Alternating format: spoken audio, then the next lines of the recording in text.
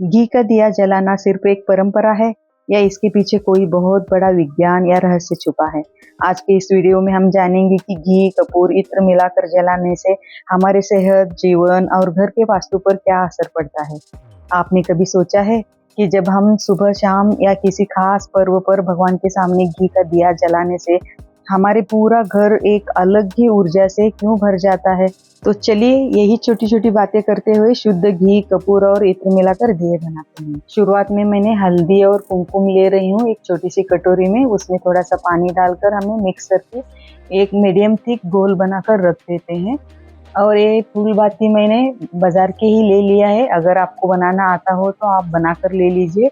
और इस तरह से नीचे से थोड़ा सा हल्का सा हमें फैलाना है ताकि ये अच्छी तरह से स्टैंड हो जाए, इधर उधर गिरना नहीं चाहिए। ये देख लीजिए, इस तरह से हमें फैलाना है नीचे से। और ऊपर से हमें थोड़ा सा बनाया हुआ कुमकुम हल्दी का घोल लेकर इस तरह से हाथ में स्प्रेड करके ही लगाना है, इस तरह से। ये देख लीजिए, लेकिन हमें एक एक फूलबाती को इस तरह से घोल लगाते हुए बैठना नहीं है। हमें सारे एक साथ फूलबाती इस तरह से फैला कर ले लेना है। ये देख लीजिए, मैंने बना कर ले लिया है। और इस तरह से हमें लेकर बाद में हमें इस तरह से लगाना है एक एक को। बहुत फास्ट हो जाता है शुरुआत में, हमें लगता है सारा कुछ 15 मिनट में काम हो जाता है। और इस तरह से हमें आधा नहीं लगाना है, पूरा नीचे तक लगाना है इस तरह से। अगर आधा लगाएंगे तो बहुत दिखने में खराब दिख जाता है। बाद में बहुत इजी हो जाता है, जहाँ भी ये रखा होता है वहीं पर आप उंगली से इस तरह से घुमाएंगे तो ये हो जाता है, फास्ट फास्ट हो जाता है। तो सारे मैंने लगा लिया है। तो चलिए हम आगे की प्रोसेस करते हैं। परंपरा में घी को पवित्रता और सात्विकता से जोड़ा गया है। घी को माता लक्ष्मी जी का प्रतीक भी माना जाता है, इसीलिए घी के दिए को बहुत ज़्यादा महत्व है। ये शुद्ध गाय का घी लिया है मैंने। मुझे लगते हैं बहुत सारे घी के दिए, जैसे ही सावन शुरू हो जाता है, श्रावण से लेकर तुलसी विवाह तक मुझे घी के दिए बहुत सारे लगते हैं। ये भीमसेनी कपूर है। भीमसेनी कपूर अपनी तेज और प्राकृतिक सुगंध के लिए विशेष रूप से पसंद किया जाता है। कपूर की सुगंध वातावरण को ताजगी देने और पूजा के समय मन को एकाग्र करने में मदद करती है। इसे कम मात्रा में ही हमें डालना है। और ये चंदन का इत्र है जो भगवान के लिए मिलता है, वही हमें यूज करना है।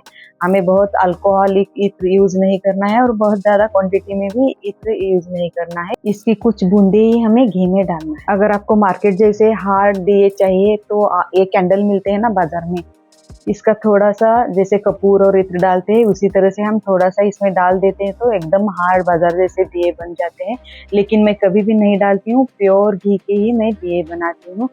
ये कपूर अपने आप ही पिघल जाता है, कोई ज़रूरत नहीं है इस तरह से कुछ स्पून चलाने की, मैं बताने के लिए कर रही हूँ। और जैसे ही घी को उबाल आता है, हमें सिर्फ 1 मिनट ही इसे उबलने के लिए देना है। बहुत ज़्यादा देर तक उबलना नहीं है, सिर्फ ये फ्रीज़र में रखने के बाद ठीक हो जाना चाहिए। उसी तरह से हमें 1 मिनट के लिए उबाल कर हमें इसे ठंडा करने के लिए नीचे रख देते हैं। अब हम आगे की तैयारी करते हैं। जो फूलबाती को हमने घोल लगा कर रखा था, ये भी सूख गया होगा। ये मैंने आइस क्यूब का प्लेट लिया है, ये खास मैंने दिए के लिए ही लाई थी बाजार से। इसमें हम एक एक करके सारे रख देते हैं। इत्र और कपूर की जुगलबंदी से पूरा घर पवित्र मंदिर की तरह महक उठता है। मिट्टी के दिए को सबसे शुद्ध माना जाता है। मिट्टी के दिए के बारे में मैं आगे जाकर बताने वाली हूँ फ्रेंड्स, आप वीडियो को अंत तक जरूर देखना। तो चलिए, मैंने मिट्टी के दिए में भी फूलबाती रख दिया है।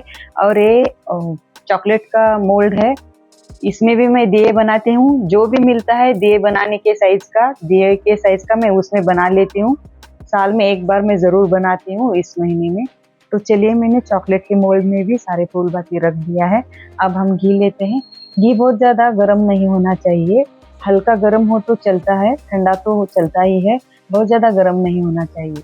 और घी इस तरह से मुझे डालना प्रैक्टिस है, मैं हर साल दिए बनाती हूँ। अगर आपको प्रैक्टिस नहीं है तो आप इस तरह से स्पून से डाल सकते हैं, लेकिन मुझे स्पून से डालना बहुत हार्ड लगता है। बूंद बूंद भी नीचे गिरता है और फर्श भी गंदा हो जाता है, तो मैं इसी तरह से डालती हूँ। ये सारे मैंने डाल दिया है, इसे मैं अब फ्रीज़र में रखती हूँ। और हाँ, फ्रीज़र में रखने से पहले हमें एक बात का ध्यान देना है कि फूलबाती को इस तरह से चेक करना है। अगर कोई क्रॉस हो गया हो तो हमें इसे इस तरह से स्ट्रेट करके ही रखना है फ्रीज़र में। और ये चॉकलेट का मोल्ड बहुत ज़्यादा सॉफ्ट होता है, इसे हल्के हाथ से ही आप फ्रीज़र में रख दीजिए। इन दियों को हमें फ्रीज़र में ही रखना है। नीचे के पार्ट में नहीं रखना है। आप चाहे तो 10 मिनट भी रख सकते हैं या पूरी रात भी रख सकते हैं। मैंने इन्हें 2 घंटे के लिए फ्रीज़र में रखा था। 2 घंटे के बाद मैंने निकाला है। ये देखिए कितने खूबसूरत दिए बन गए हैं। और हाँ, मुझे मिट्टी के दिए के बारे में बताना है। मिट्टी के दिए को सबसे शुद्ध माना जाता है। जब आप कभी पूरा दिन या पूरी रात जप करने के लिए बैठे हो या सुंदरकांड या हनुमान चालीसा कुछ भी आप पढ़ रहे हो ना, तो आप ये मिट्टी का दिया लगाकर रख सकते हैं और ऊपर से घी डालते रहिए, तो ये पूरी रात भर दिन भर भी जलता है। मैंने करके देखा है। और घी और कपूर की लौ को लगातार देखने और इत्र की सुगंध से मस्तिष्क की नसें शांत हो जाती है। इस दीपक से निकलने वाली सुगंध से चिंता और डिप्रेशन कम होता है, जिससे मन को गहरी शांति मिलती है और नींद भी बहुत अच्छी लगती है। ये देख लीजिए, चॉकलेट के मोल्ड से तो आसानी से निकल जाते हैं, एकदम आसान है निकालना। हमें फ्रीजर में से बाहर निकलने के बाद वेट करने की ज़रूरत नहीं है, हम इमीडिएट चॉकलेट के मोल्ड से निकाल सकते हैं इस तरह से। और मिट्टी के दियों का तो कोई प्रॉब्लम नहीं है, हमें वैसे की वैसे रखना होता है। और रही बात इस आइस क्यूब के प्लेट में से निकालना, हम जैसे आइस क्यूब निकालते हैं ना, उसी तरह से हमें क्रॉस करके निकालना है। या आप फ्रीज़र में से निकालने के बाद 10 मिनट के लिए वेट करने के लिए रख दीजिए, ये अपने आप लूज़ हो जाते हैं, तो ये अपने आप ही निकलते हैं इस तरह से करने के बाद। ये देख लीजिए कितने खूबसूरत दिए बने हैं फ्रेंड्स। ये आप ही बना सकते हैं घर में। इतने प्योर और इतने खूबसूरत दिए तो मार्केट में नहीं मिलते हैं कहीं भी, आप ढूंढ लीजिएगा। इस तरह से आप ही बना सकते हैं। सिर्फ 500 to 1000 रुपीज़ आप खर्चा कर लीजिए, साल में एक बार इतने प्योर घी के दिए आप बना सकते हैं। ये देख लीजिए कितने खूबसूरत दिए बन गए हैं। और हम जो आइस क्यूब का प्लेट लेते हैं ना, वो अगर आपका लो क्वालिटी का हो और आपने गर्मा गर्म घी डाल दिया है तो वो पिघल सकता है, उसका आप ध्यान रखना। अच्छी क्वालिटी का आइस क्यूब का प्लेट ही लेना। अगर लो क्वालिटी का हो तो आप घी ठंडा करके ही डाल देना।